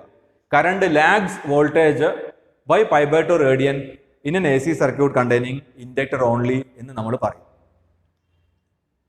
മറ്റൊരു വിധത്തിൽ പറഞ്ഞാൽ വോൾട്ടേജ് ലീഡ് ചെയ്യുകയാണ് എന്നും പറയും. വോൾട്ടേജിന്റെ ആംഗിൾ കറണ്ടിന്റെ ആംഗിളിനേക്കാൾ π/2 കൂടുതലാണ്. ഇവിടെ ωt -π/2 ആണെങ്കിൽ ഇവിടെ ωt ഉണ്ട്. അപ്പൊ രണ്ട് വിധത്തിൽ പറയാറുണ്ട്. ഒന്നുകിൽ കറണ്ട് വോൾട്ടേജിന്റെ പിന്നിലാണ് 90 ഡിഗ്രി എന്ന് പറയാറുണ്ട്, അല്ലെങ്കിൽ π/2 റേഡിയൻ എന്ന് പറയാറുണ്ട്. അല്ലെങ്കിൽ വോൾട്ടേജ് കറണ്ടിനേക്കാൾ π/2 റേഡിയൻ അല്ലെങ്കിൽ 90 ഡിഗ്രി മുമ്പിലാണ് എന്നും പറയാറുണ്ട്. വോൾട്ടേജ് ലീഡ്സ് കറണ്ട് എന്നും പറയാറുണ്ട് എന്നർത്ഥം. നമ്മൾ ഇനി ലാഗ് ചെയ്യുക, ലീഡ് ചെയ്യുക എന്നൊക്കെ പറയുമ്പോൾ അത് മാത്തമാറ്റിക്കൽ ആണ്. അതിന്റെ ഫിസിക്കൽ മീനിങ് എന്താണ്? അതിന് നിങ്ങൾ ഈ ഡയഗ്രം നോക്കിയാൽ മതി. ഈ ഡയഗ്രത്തില് വോൾട്ടേജ് കൂടുമ്പോൾ കറണ്ട് നെഗറ്റീവിൽ നിന്നും സീറോയിലേക്ക് കുറയുകയാണ് ചെയ്യുന്നത്. അത് നമ്മളുടെ ധാരണയ്ക്ക് വിരുദ്ധമാണ്. നമ്മളുടെ മനസ്സിൽ വോൾട്ടേജ് കൂടുമ്പോൾ കറണ്ട് കൂടുകയാണ് വേണ്ടത്. പക്ഷെ യഥാർത്ഥത്തിൽ വോൾട്ടേജ് കൂടുമ്പോൾ ആ ഇൻക്രീസ് ഇൻ വോൾട്ടേജ് കാരണമുള്ള ഇൻക്രീസ് ഇൻ കറണ്ട് ഈ ഗ്രാഫിൽ വന്നിട്ടുണ്ട്. വോൾട്ടേജ് കൂടുന്ന അതേ ഇൻസ്റ്റന്റിൽ വന്നിട്ടില്ല എന്ന് മാത്രമേ ഉള്ളൂ, കുറച്ച് സമയം കഴിഞ്ഞിട്ട് വന്നിട്ടുണ്ട്. എത്ര ഡിഗ്രി കഴിഞ്ഞിട്ട് അല്ലെങ്കിൽ എത്ര റേഡിയൻ കഴിഞ്ഞിട്ടാ വന്നെന്ന് നോക്കൂ. വോൾട്ടേജ് 0, ആംഗിൾ ωtയുടെ വാല്യൂ 0 എന്നാണ് വോൾട്ടേജ് കൂടാൻ തുടങ്ങുന്നതെങ്കിൽ ωtയുടെ വാല്യൂ π/2 ആകുമ്പോഴാണ് കറണ്ട് കൂടാൻ തുടങ്ങുന്നത് എന്നുള്ള വ്യത്യാസം മാത്രമേ ഉള്ളൂ. അതായത് ഇൻഡക്ടറിലൂടെ ഈ ഭാഗത്ത് ഇത്രയും ഭാഗത്തെ വോൾട്ടേജ് ഇൻഡക്ടറിലൂടെയുള്ള കറണ്ടിനെ വർദ്ധിപ്പിക്കാൻ ശ്രമിക്കുമ്പോൾ ആ വർധനവ് അതേ സമയം തന്നെ ഉണ്ടാവുന്നില്ല, കുറച്ച് സമയത്തിന് ശേഷമാണ് ഉണ്ടാവുന്നത്. എത്ര സമയത്തിന് ശേഷമാണ് ഉണ്ടാവുന്നത് ചോദിച്ചാൽ നിങ്ങൾക്ക് ഒരു കംപ്ലീറ്റ് സൈക്കിൾ പൂർത്തിയാവാൻ എടുക്കുന്ന സമയം ക്യാപിറ്റൽ T ആണെന്നറിയാം. അപ്പോൾ ഹാഫ് സൈക്കിൾ പൂർത്തിയാക്കാൻ എടുക്കുന്ന സമയം T/2 ആണെന്നറിയാം. അതിന്റെയും പകുതി പൂർത്തിയാക്കാൻ എടുക്കുന്ന സമയം T/4 ആണെന്ന് അറിയാം. അപ്പൊ വോൾട്ടേജ് കൂടാൻ തുടങ്ങുന്ന ഇൻസ്റ്റന്റ് ഇതാണെങ്കിൽ കറണ്ട് കൂടാൻ തുടങ്ങുന്നത് ഈ ഇൻക്രീസ് ഇൻ വോൾട്ടേജ് കാരണമുള്ള ഇൻക്രീസ് ഇൻ കറണ്ട് ഉണ്ടാവാൻ തുടങ്ങുന്നത് T/4 സെക്കൻഡിന് ശേഷമാണ്.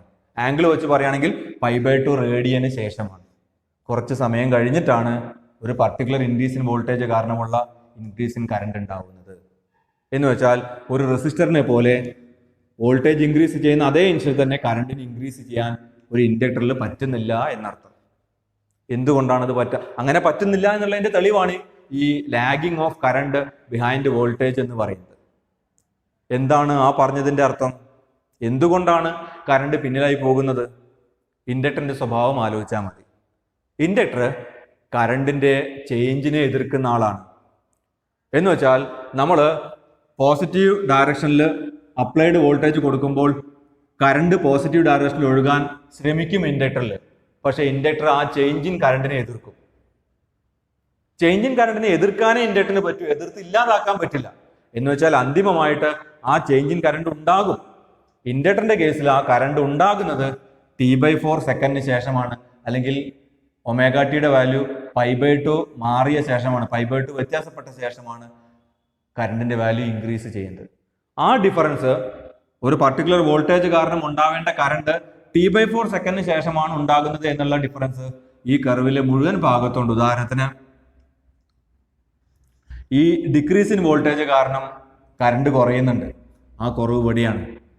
ഈ പോയിന്റ് തൊട്ടിട്ട് ഈ പോയിന്റ് വരെ കറണ്ടിന്റെ വാല്യൂ, വോൾട്ടേജിന്റെ വാല്യൂ കുറയാൻ ശ്രമിക്കുമ്പോൾ അതിന് കറസ്പോണ്ടിങ് ആയിട്ടുള്ള ഡ്രോപ്പ് ഇൻ കറണ്ട്, വോൾട്ടേജ് കുറയുമ്പോൾ കറണ്ട് കുറയണം, അതിന് കറസ്പോണ്ടിങ് ആയിട്ടുള്ള ഡ്രോപ്പ് ഇൻ കറണ്ട് T/4 സെക്കൻഡിന് ശേഷമാണ് സംഭവിക്കുന്നത്. ഇവിടുന്ന് സംഭവിക്കേണ്ടിരുന്ന ഡ്രോപ്പ് ഇൻ കറണ്ട് T/4 സെക്കൻഡിന് ശേഷമാണ് സംഭവിക്കുന്നത്.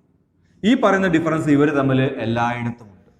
ഓക്കെ, അപ്പോൾ ഇൻഡക്ടറിൽ കറണ്ട് ലാഗ് ചെയ്യാൻ കാരണം ഇൻഡക്ടറിന്റെ കറണ്ടിന്റെ ഗ്രോത്തിനെ അല്ലെങ്കിൽ കറണ്ടിലെ ചേഞ്ചിനെ എതിർക്കുക എന്നുള്ള ഒരു സ്വഭാവം കാരണമാണ്. മനസ്സിലായിണ്ടാവുന്ന വിചാരിക്കും. അപ്പോൾ നമ്മൾ സർക്യൂട്ട് അനാലിസിസിന്റെ 3ാം ഘട്ടവും അവസാനിപ്പിച്ചു. 3ാം ഘട്ടത്തിൽ ഫേസ് റിലേഷൻഷിപ്പാണ് നമ്മൾ മനസ്സിലാക്കിയത്. കറണ്ട് പിന്നിലാണ് വോൾട്ടേജിന്റെ in the case of N inductor. എത്ര ആംഗിൾ പിന്നിലെന്ന് വെച്ചാൽ π/2 റേഡിയൻ അല്ലെങ്കിൽ 90 ഡിഗ്രി പിന്നിലാണ്. എത്ര ടൈം പിന്നിലാന്ന് വെച്ചാൽ T/4 സെക്കൻഡ് പിന്നിലാണ് കറണ്ട് വോൾട്ടേജിന്റെ. ഓക്കെ, സർക്യൂട്ട് അനാലിസിസിന്റെ അടുത്ത ഘട്ടം ഫേസർ ഡയഗ്രാം വരയ്ക്കുക എന്നുള്ളതാണ്. സർക്യൂട്ട് അനാലിസിസിന്റെ അവസാന ഘട്ടമായ ഫേസർ ഡയഗ്രാം വരയ്ക്കാനായിട്ട് നമ്മൾ അപ്ലൈഡ് വോൾട്ടേജിനെ ഒരു കോംപ്ലക്സ് നമ്പറായിട്ട് പരിഗണിക്കണം. ഫേസറുകൾ നമ്മൾ കോംപ്ലക്സ് നമ്പറുകൾക്കാണ് വരയ്ക്കാറുള്ളത് എന്നുള്ളത് കൊണ്ട് ഇവിടെ ഇതുവരെ നമ്മൾ applied voltage V = V0 sin ωt എന്നായിരുന്നു എടുത്തിരുന്നത്. നമ്മൾ അപ്ലൈഡ് വോൾട്ടേജ് ഇനി മുതൽ V = V0 e⁻j⍵t എന്ന് പറയുന്ന കോംപ്ലക്സ് നമ്പർ ആണ് എന്ന് വിചാരിക്കുക. മുമ്പേ തന്നെ നമുക്ക് സർക്യൂട്ട് ഇക്വേഷൻ അറിയാം. ഈ സർക്യൂട്ടിന്റെ ഇക്വേഷൻ ഇതായിരുന്നു: 0 = V - L × di/dt. ഇതിൽ നിന്നും L × di/dt = V എന്ന് കിട്ടിയിരുന്നു. ഇതൊക്കെ നമുക്ക് മുമ്പേ കിട്ടിയതാണ്. അതേപോലെ di = V/L × dt നമുക്ക് കിട്ടിയിരുന്നു. കറണ്ട് കിട്ടാൻ വേണ്ടി നമ്മൾ ഇതിനെ ഇന്റഗ്രേറ്റ് ചെയ്തു. അപ്പോൾ I = ഇന്റഗ്രൽ V/L dt. വിക്ക് പകരം V0 e⁻j⍵t എന്ന് കൊടുക്കുക. So this is equal to integral V0 e⁻j⍵t dt by L. കോൺസ്റ്റന്റുകളൊക്കെ പുറത്തേക്ക് എടുക്കുക. സോ V0 കോൺസ്റ്റന്റ് ആണ്. So V0 divided by L, എല്ലും കോൺസ്റ്റന്റ് ആണ്. Integral e⁻j⍵t dt. Integral e⁻ax, integral e⁻ax dx എന്ന് പറഞ്ഞു കഴിഞ്ഞാൽ ഉത്തരം 1/a × e⁻ax plus constant of integration k. അങ്ങനെയാണെങ്കിൽ നമ്മളുടെ ഈ ഇക്വേഷനിൽ എയുടെ സ്ഥാനത്ത് j⍵ ആണ്, എക്സിന്റെ സ്ഥാനത്ത് t ആണ്. And therefore current through this inductor is given by I = V0 divided by L already ഉണ്ട്, ഡിവൈഡഡ് ബൈ L. ഇനി 1/a, എയുടെ സ്ഥാനത്ത് j⍵ ആണ്. So V0 divided by j⍵ into L into e⁻ax എന്ന് വെച്ചാൽ e⁻j⍵t plus constant of integration, നമ്മളതിന് C എന്ന് വിളിക്കാം. ഈ C എന്ന് പറഞ്ഞു കഴിഞ്ഞാൽ എന്താണ്? ടൈമിനെ ഡിപ്പെൻഡ് ചെയ്യാത്ത കറണ്ടിന്റെ വാല്യൂ ആണ് C എന്ന് പറയുന്നത്. ടൈമിനനുസരിച്ച് വേരി ചെയ്യുന്ന വോൾട്ടേജ് കാരണം ഉണ്ടാകുന്ന കറണ്ട് എപ്പോഴും ടൈമിനെ ഡിപ്പെൻഡ് ചെയ്യും. അതുകൊണ്ട് ടൈമിനെ ഡിപ്പെൻഡ് ചെയ്യാത്ത ഒരു കറണ്ടിന്റെ വാല്യൂ ആയ C ഈ കേസിൽ 0 ആണ്. നമ്മൾ മുമ്പേയും അക്കാര്യം മനസ്സിലാക്കിയിട്ടുണ്ട്. So C is equal to 0. സിയുടെ വാല്യൂ 0 ആണ്. And therefore current through the inductor is given by I is equal to V0 divided by j omega L into e raised to j omega t. So that is the equation for current through this inductor. ഇൻഡക്ടറിലൂടെയുള്ള current കണ്ടുപിടിക്കാനുള്ള equation അതാണ്. നമ്മൾ ഇനി ഈ ഇക്വേഷന്റെ RHSന്റെ മുകളിലും താഴെയും j കൊണ്ട് ഗുണിക്കുക. മുകളിൽ j കൊണ്ട് ഗുണിച്ചു കഴിഞ്ഞാൽ j into V0 e raised to j omega t എന്ന് കിട്ടും. താഴെ j കൊണ്ട് ഗുണിച്ചു കഴിഞ്ഞാൽ j into j squared omega L എന്നും കിട്ടും. What is j squared? j is equal to root of -1. So j squared equal to root of -1 whole squared which is equal to -1. അപ്പോൾ ഈ j സ്ക്വയേർഡിന് പകരം -1 കൊടുക്കാം. And therefore I is equal to ഇവിടെ -1 വരും. ആ -1 നമ്മൾ മുകളിലേക്ക് എഴുതുക. So -j into V0 e raised to j omega t divided by omega n. Okay, നമ്മൾ ഇനി കറണ്ടിന്റെയും വോൾട്ടേജിന്റെയും ഫേസർ ഡയഗ്രങ്ങൾ വരയ്ക്കാൻ പോവാണ്.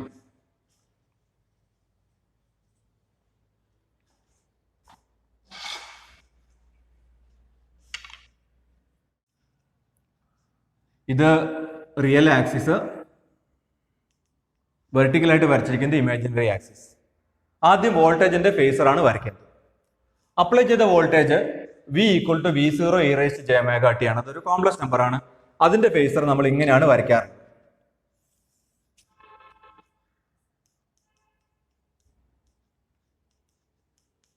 Where this angle is equal to omega t. മുമ്പേ നമ്മൾ മനസ്സിലാക്കിയതാണ് ഫേസറുകൾ എങ്ങനെയാണ് വരയ്ക്കാന്നുള്ളത്. ഇനി കറണ്ടിനെ റിപ്രസെന്റ് ചെയ്യുന്ന ഇക്വേഷൻ നോക്കുക. I equal to -j into V0 e raised to j omega t by omega L.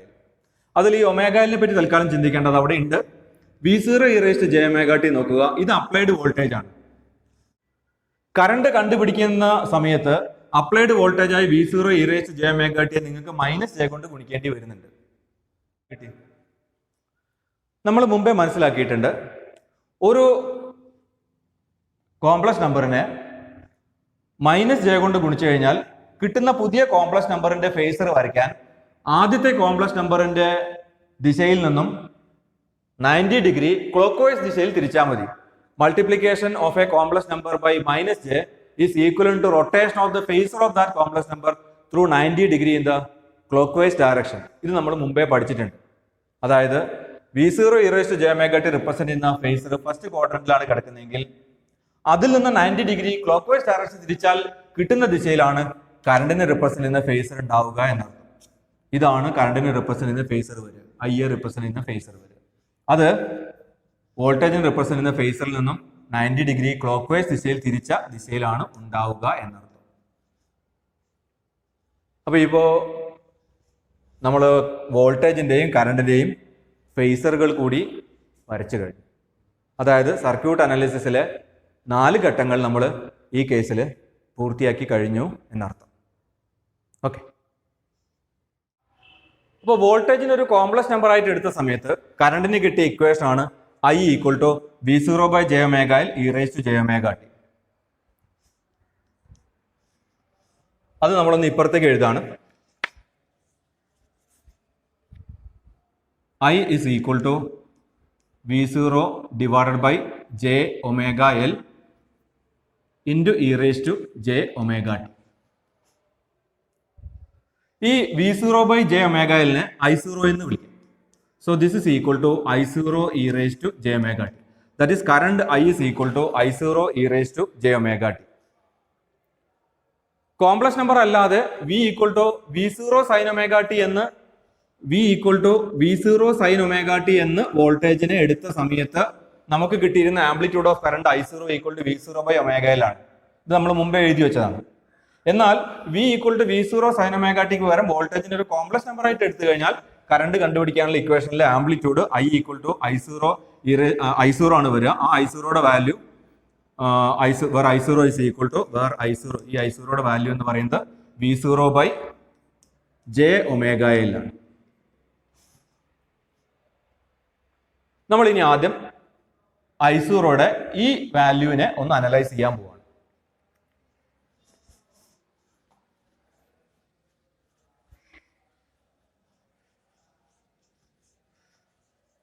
ഒരു റെസിസ്റ്റർ മാത്രമുള്ള ഒരു സർക്യൂട്ടിൽ I0 is equal to V0/R ആണ്. ഇൻഡക്ടർ മാത്രമുള്ള സർക്യൂട്ടിൽ I0 is equal to V0/ωL ആണ്. എന്താണ് ആറിന്റെ ഡ്യൂട്ടി ഒരു സർക്യൂട്ടിൽ? കറണ്ടിനെ കുറയ്ക്കുക എന്നുള്ളതാണ്. നോക്കൂ നിങ്ങൾ, കറണ്ടിനെ നമ്മൾ കർവ് വരച്ചു കഴിഞ്ഞാൽ ആ കർവിന്റെ മാക്സിമം ഹൈറ്റ് ആണ് I0 എന്ന് പറയുന്നത്. ഈ മാക്സിമം ഹൈറ്റിനെ കുറയ്ക്കുക എന്നാണ് R കൂടുക എന്ന് പറഞ്ഞ അർത്ഥം. അതായത് റെസിസ്റ്റൻസ് കൂടുമ്പോൾ കറണ്ടിന്റെ മാക്സിമം വാല്യൂ കുറയും. മാക്സിമം വാല്യൂ കുറയാന്ന് പറഞ്ഞാൽ കറണ്ടിന്റെ കർവ് ഇങ്ങനെ വലിയ ഉയർന്ന കർവ് കിട്ടുന്ന പകരം കുറേ കൂടെ താഴ്ന്ന കർവാണ് കിട്ടുക എന്നർത്ഥം. അതായത് കറണ്ടിന്റെ വാല്യൂ കുറയ്ക്കുക എന്നാണ് R ചെയ്യുന്ന ഡ്യൂട്ടി. അതേപോലെ ഇവിടെ നോക്കിക്കഴിഞ്ഞാൽ ഇൻഡക്ടറിലൂടെയുള്ള കറണ്ടിന്റെ വാല്യൂ കുറയ്ക്കുക എന്നുള്ള ഡ്യൂട്ടിയാണ് ωL ചെയ്യുന്നത്. അതായത് ആറും ωLഉം അതാത് സർക്യൂട്ടുകളിൽ ഒരേ തരം ഡ്യൂട്ടികളാണ് ചെയ്യുന്നത്. രണ്ടുപേരും അതാത് സർക്യൂട്ടുകളിലെ കറണ്ടിന്റെ വാല്യൂ കുറയ്ക്കുന്ന ഡ്യൂട്ടിയാണ് ചെയ്യുന്നത്. എന്ന് വെച്ചാൽ രണ്ടുപേർക്കും റെസിസ്റ്റൻസിന്റെ സ്വഭാവമാണ്. അതുകൊണ്ട് നമുക്ക് വേണമെങ്കിൽ ഇൻഡക്ടർ ഓഫർ ചെയ്യുന്ന റെസിസ്റ്റൻസ് എന്ന് ωLനെ വിളിക്കാം. നമ്മൾ അങ്ങനെ resistance offered by the inductor എന്ന് പറയുമ്പോൾ അത് വളരെ ശ്രദ്ധയോടുകൂടി വേണം റെസിസ്റ്റൻസ് ഉള്ള വാക്ക് ഉപയോഗിക്കാൻ. കാരണം റെസിസ്റ്റൻസ് ഒരു കോൺസ്റ്റന്റിന്റെ പേരാണ് എന്ന് നമുക്കറിയാം. കോൺസ്റ്റന്റുകൾക്ക് ഓംസ് ലോ പ്രകാരമുള്ള കോൺസ്റ്റന്റുകൾക്ക് റെസിസ്റ്റൻസ് എന്നുള്ള പേര് കൊടുക്കാൻ പാടും. അങ്ങനെ ഒരു കോൺസ്റ്റന്റ് ആണ് ωL എന്ന് ഉറപ്പ് വരുത്തിയാൽ മാത്രമേ നമ്മൾ ഇൻഡക്ടർ ഓഫർ ചെയ്യുന്ന റെസിസ്റ്റൻസ് എന്ന് ωLനെ വിളിക്കാവൂ. തൽക്കാലം നമുക്ക് ഇങ്ങനെ മനസ്സിലാക്കി വെക്കാം, ωLന് റെസിസ്റ്റൻസിന്റെ അതേ സ്വഭാവമാണ്. കറണ്ടിനെ കുറയ്ക്കുക എന്നുള്ളതാണ് രണ്ടുപേരുടെയും ഉദ്ദേശം. നമ്മൾ ഇനി ωLനെ ഒന്ന് അനലൈസ് ചെയ്യാൻ പോകുന്നു.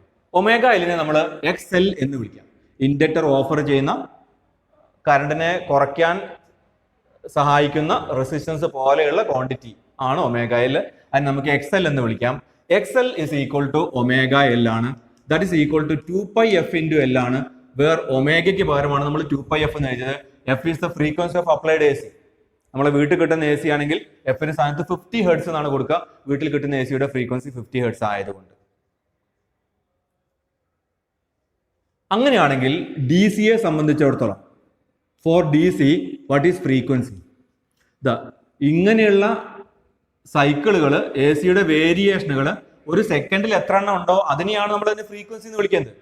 DC ആണെങ്കിൽ ഒരേ വാല്യൂ ആണ് ഉണ്ടാവുക, വേരിയേഷൻ ഇല്ല.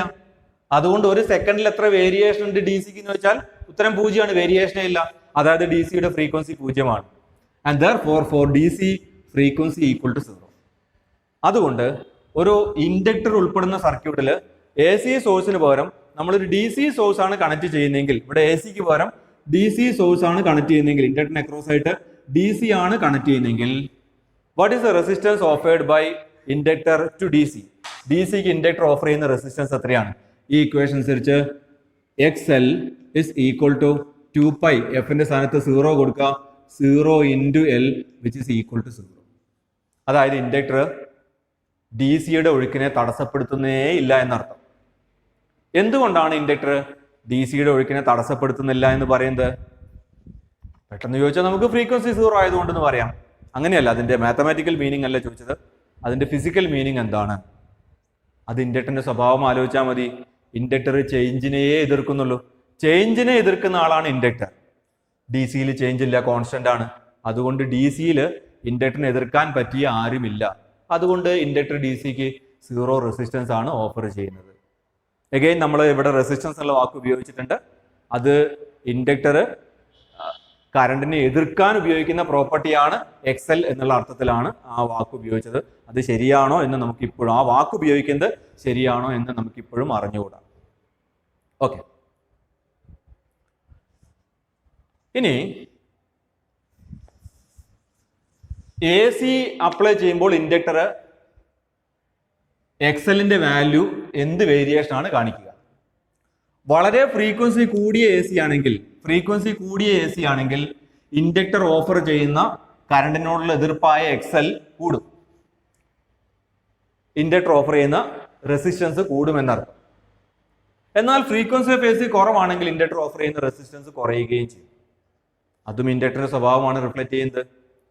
കൂടുതൽ ഫ്രീക്വൻസി എന്ന് പറഞ്ഞാൽ ഓരോ സെക്കൻഡിലും കൂടുതൽ ചേഞ്ച് ഉണ്ടാവുക എന്നാണ് അർത്ഥം.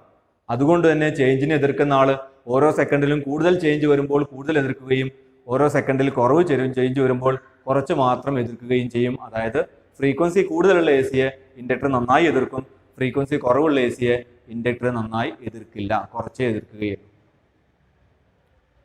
നമ്മളിനി ഈ ഇൻഡക്ടർ ഓഫർ ചെയ്യുന്ന കറണ്ടിനോടുള്ള എതിർപ്പായ എക്സലിനെ റെസിസ്റ്റൻസ് എന്ന് വിളിക്കാമോ എന്നുള്ള കാര്യമാണ് ഡിസ്കസ് ചെയ്യാൻ പോകുന്നത്. അതിന് നിങ്ങൾ ഈ ഇക്വേഷൻ തന്നെ നോക്കിയാൽ മതി. കോൺസ്റ്റന്റ് ആണെങ്കിൽ നമുക്ക് റെസിസ്റ്റൻസ് എന്ന് വിളിക്കാം, കോൺസ്റ്റന്റ് അല്ലെങ്കിൽ റെസിസ്റ്റൻസ് വിളിക്കാൻ പറ്റുകയില്ല. കാരണം ഓംസ് ലോയിലെ കോൺസ്റ്റന്റ് ആണ് റെസിസ്റ്റൻസ് എന്ന് പറയുന്നത്. ഈ ഇക്വേഷനിൽ X L equal to omega L equal to 2πf 2 constant ആണ്, പൈ കോൺസ്റ്റന്റ് ആണ്, എൽ കോൺസ്റ്റന്റ് ആണ്. Self inductance of a coil constant ആണ്. എന്നാൽ ഫ്രീക്വൻസി കോൺസ്റ്റന്റ് അല്ല. ഉദാഹരണത്തിന് നമ്മൾ അപ്ലൈ ചെയ്യുന്ന എ സിയുടെ ഫ്രീക്വൻസി 10 ഹെർട്സ് ആവാം. അപ്പൊ ഇൻഡക്ടർ ഓഫർ ചെയ്യുന്ന എക്സലിന്റെ വാല്യൂ ആയിരിക്കില്ല. അതേ ഇൻഡക്ടറിൽ നമ്മൾ കണക്ട് ചെയ്യുന്ന എ സിയുടെ ഫ്രീക്വൻസി 100 ആണെങ്കിൽ നേരത്തെ കിട്ടിയ എക്സലിന്റെ 10 ഇരട്ടി വരും. 10 ഹെർട്സ് ഫ്രീക്വൻസിയുള്ള എ സി ഈ ഇൻഡക്ടറിന് അക്രോസ് ആയിട്ട് കണക്ട് ചെയ്യുമ്പോൾ കിട്ടുന്ന റെസിസ്റ്റൻസിന്റെ 10 ഇരട്ടി വരും. അതേ ഇൻഡക്ടറിന് അക്രോസ് ആയിട്ട് 100 ഹെർട്സ് ഫ്രീക്വൻസിയുള്ള എ സി കണക്ട് ചെയ്ത് കഴിഞ്ഞാൽ. എന്ന് വെച്ചാൽ നിങ്ങൾ അപ്ലൈ ചെയ്യുന്ന എ സിയുടെ ഫ്രീക്വൻസി മാറുന്നതിനനുസരിച്ച് എക്സലിന്റെ വാല്യൂ വ്യത്യാസപ്പെടുന്നുണ്ട്. എന്നാൽ റെസിസ്റ്റൻസിന്റെ കാര്യം അങ്ങനെയല്ല. ഒരു റെസിസ്റ്ററിൽ നിങ്ങൾ 10 ഹെർട്സിലുള്ള എ സി അപ്ലൈ ചെയ്താലും 50 ഹെർട്സിലുള്ള എ സി അപ്ലൈ ചെയ്താലും 100 ഹെർട്സിലുള്ള എ സി അപ്ലൈ ചെയ്താലും അതിന്റെ R value, resistance value constant ആണ്. അതുകൊണ്ടാണ് അതിനെ റെസിസ്റ്റൻസ് എന്ന് വിളിക്കുന്നത്. ഓംസ് ലോ പ്രകാരം കോൺസ്റ്റന്റിനെ റെസിസ്റ്റൻസ് വിളിക്കാൻ പാടും. അങ്ങനെയാണെങ്കിൽ എക്സലിനെ നമ്മൾക്ക് റെസിസ്റ്റൻസ് എന്ന് വിളിക്കാൻ പറ്റുമോ? ഉത്തരം പറ്റില്ല എന്നാണ്. എന്തുകൊണ്ട് പറ്റില്ല? അതൊരു കോൺസ്റ്റന്റ് അല്ല. അതിന്റെ വാല്യൂ നമ്മൾ അപ്ലൈ ചെയ്യുന്ന ഫ്രീക്വൻസിക്ക് അനുസരിച്ച് മാറിക്കൊണ്ടേയിരിക്കും. പിന്നെ എന്ത് പേരാണ് വിളിക്കുക? റെസിസ്റ്റൻസ് എന്ന് വിളിക്കാൻ പറ്റില്ലെങ്കിൽ പിന്നെ എന്ത് പേരാണ് വിളിക്കുക? അതറിയാനായിട്ട് നമ്മൾ ഇതിലേക്ക് വരിക, ഈ ഇക്വേഷനിലേക്ക് വരിക. Voltage V0 sin omega T എന്ന ഒരു സാധാരണ റിയൽ നമ്പർ ആയിട്ടാണ് എടുത്തിരുന്നെങ്കിൽ I0 equal to V0 by omega L വരുമായിരുന്നു. എന്നാൽ വോൾട്ടേജ് ഒരു കോംപ്ലക്സ് നമ്പർ ആയിട്ടാണ് എടുത്തിരുന്നെങ്കിൽ, V equal to V0 e raised to j omega t എന്ന് പറയുന്ന കോംപ്ലക്സ് നമ്പർ ആയിട്ടാണ് എടുക്കുന്നതെങ്കിൽ ആ സമയത്ത് I0 equal to V0 by j omega L. ഈ രണ്ട് ഇക്വേഷനുകളൊന്ന് കമ്പാരിസൺ നടത്താം. ഇപ്പൊ എഴുതിയ രണ്ട് ഇക്വേഷനുകളൊന്ന് കമ്പാരിസൺ നടത്താം. ഈ എഴുതിയിരിക്കുന്ന ഇക്വേഷനിൽ റെസിസ്റ്റൻസിന്റെ സ്ഥാനത്ത് വന്നിരിക്കുന്നത് ആറിന്റെ സ്ഥാനത്ത് വന്നിരിക്കുന്നത് ഒമേഗ എൽ ആണ്. എന്നാൽ അപ്ലൈഡ് വോൾട്ടേജിനെ റിയൽ നമ്പർ ആയിട്ട് എടുക്കുന്ന പകരം ഒരു കോംപ്ലക്സ് നമ്പറായ V0 e raised to j omega t ആയിട്ട് എടുത്തു കഴിഞ്ഞാൽ ആ സമയത്ത് ആറിന്റെ സ്ഥാനത്ത് വന്നിരിക്കുന്നത് j omega l എന്ന് പറയുന്ന ഒരു ഇമാജിനറി പാർട്ട് മാത്രമുള്ള നമ്പറാണ്. അതായത് വോൾട്ടേജിനെ നമ്മൾ കോംപ്ലക്സ് നമ്പർ ആയിട്ട് എടുത്തു കഴിഞ്ഞാൽ റെസിസ്റ്റൻസിന്റെ സ്ഥാനത്ത് വന്നിരിക്കുന്നത് ഒരു പ്യുവർ ഇമാജിനറി നമ്പറാണ്. അയാളുടെ സ്വഭാവം കറണ്ടിനെ എതിർക്കുക എന്നുള്ളത് തന്നെയാണ്. ഇപ്പോൾ വോൾട്ടേജിന്റെ സ്ഥാനത്ത് എടുത്തിരിക്കുന്ന നമ്പർ കോംപ്ലക്സ് നമ്പർ ആകുമ്പോൾ റെസിസ്റ്റൻസിന്റെ സ്ഥാനത്ത് വരുന്ന നമ്പർ ഒരു പ്യുവർ ഇമാജിനറി നമ്പർ ആണെങ്കിൽ, for example as in the case j omega l പോലെയുള്ള ഒരു പ്യുവർ ഇമാജിനറി നമ്പർ ആണെങ്കിൽ അത്തരം ക്വാണ്ടിറ്റികളെ റെസിസ്റ്റൻസ് എന്നുള്ളതിന് പകരം നമ്മൾ വിളിക്കുക റിയാക്റ്റൻസ് എന്നാണ്. റിയാക്റ്റൻസ് എന്നാണ് വിളിക്കുക. അതായത് ഇൻഡക്ടറിന്റെ റെസിസ്റ്റൻസ് എന്നല്ല വിളിക്കുക, ഇൻഡക്ടറിന്റെ റിയാക്റ്റൻസ് എന്നാണ് എക്സലിനെ നമ്മൾ വിളിക്കുക. അതായത് X L equal to omega L എന്ന ക്വാണ്ടിറ്റിയെ ഇൻഡക്റ്റീവ് റിയാക്റ്റൻസ് എന്നാണ് നമ്മൾ വിളിക്കുക എന്നർത്ഥം. Inductive reactance.